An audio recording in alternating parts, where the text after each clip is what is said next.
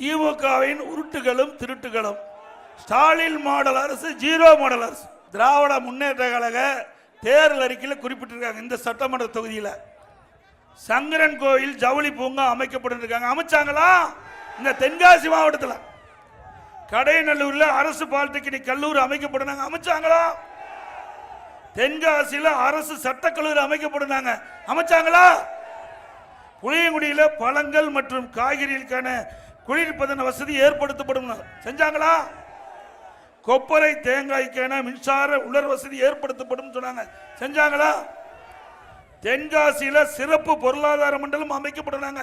அமைச்சாங்களா? இங்க தென்காசியில புதிய அரசு மருத்துவக் கல்லூரி அமைக்கப்பட்டாங்க. அமைச்சாங்களா?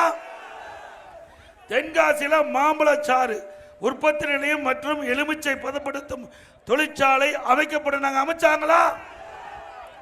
ராமநதி ஜம்பு நதி ஆறுகள் இணைப்பு திட்டம் முன்னெடுக்கப்பட்டாங்க. முன்னெடுத்தாங்களா? அதை கைவிட்டுட்டாங்க. தென்காசியில அரசு வனக்கல்லூரி அமைக்கப்படும். அமைச்சாங்களா? அப்ப 10க்கு 0 தானே, 10க்கு 0. ஆக இது திராவிட முன்னேற்ற கழக தேர்தல் அறிக்கையிலே இந்த மாவட்டத்தில் குறிப்பிட்ட செய்திகள்.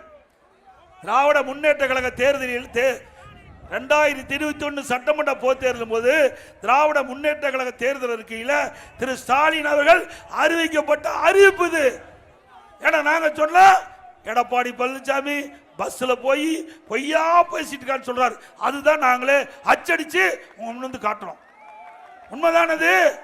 நான் சொன்னதெல்லாம் திமுக தேர்தல் அறிக்கையில் இடம்பெற்றிருக்குது. அதை செய்யாத அரசு தொடர வேண்டுமா?